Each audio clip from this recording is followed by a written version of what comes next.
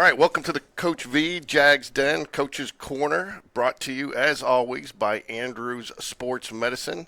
Andrews Sports Medicine is a proud supporter of Jaguar Athletics. Andrews Sports Medicine. Coach, how you doing today? Doing good, man. Just trying to get this week going. Another great win on Friday night. Really felt like that was one the boys wanted. Talk a little bit about that.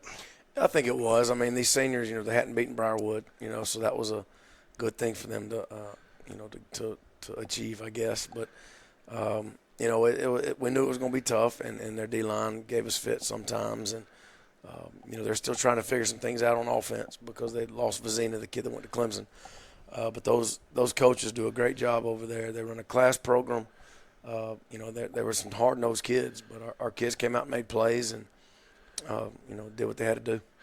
But what I think impressed me the most was the execution, because you did have to execute, and their defense was aggressive, but you took advantage of that early with some misdirection.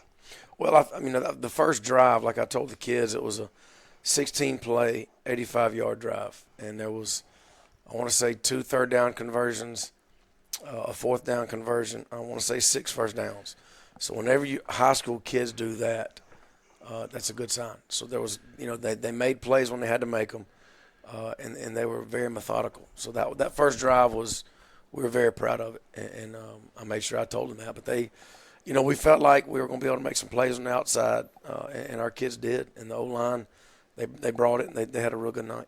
Did you feel like the team got a little flat in the second half, or was that more a function of Briarwood's adjustments?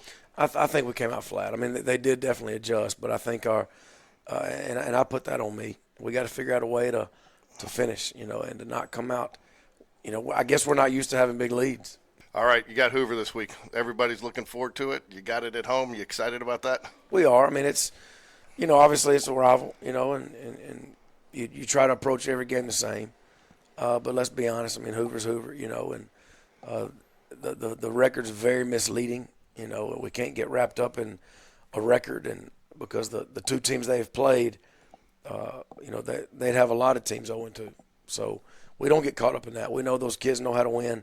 The coaching staff's going to have them prepared. They got good players, and they're used to these type of games. We're going to do like we do every week and try to turn it into a 48-minute fist fight and see what happens. But how do you focus on it's just an opponent? It's not Hoover. It's not, whoever. It's just an opponent, and we're preparing for our opponent.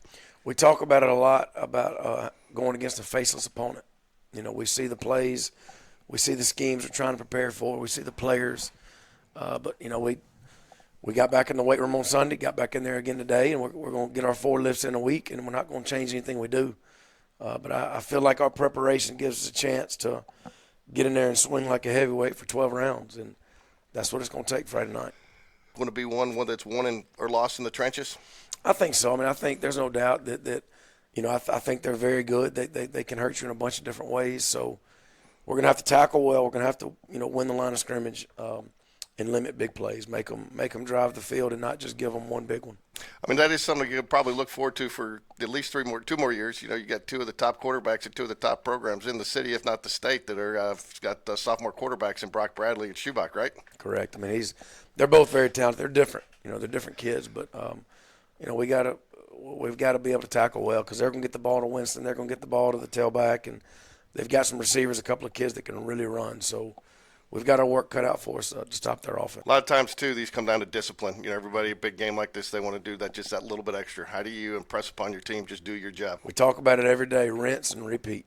Whatever, we just rinse and repeat every day. And it's not – one day is not more important than the next. One play is not more important than the next. You got to just play hard. And games like this are a lot of times determined by a handful of plays. 4 or 5, maybe 6 plays. Whichever side swings, gets those plays to swing for their side, usually win. And a lot of times all the other plays are just, they happen.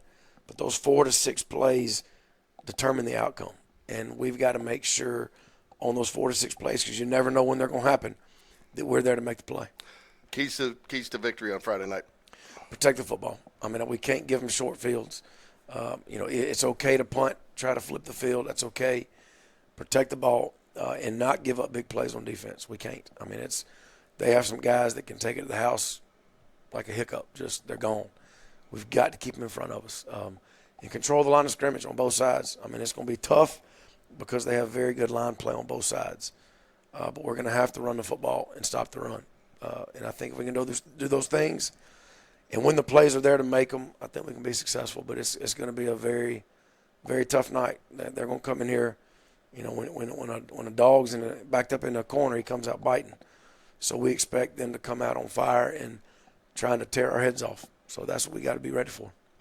Last thing is say something about the students. You know, they were out there early in the rain the other night, and they had a big, good crowd. They were cheering.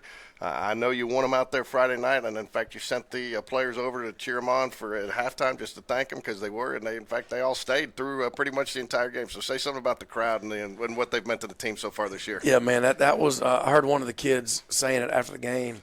That was his favorite moment of at halftime when they ran over there and thanked the students. We're up 30-0 at halftime over Briarwood, a big rival game, and the students, it means a lot to them too.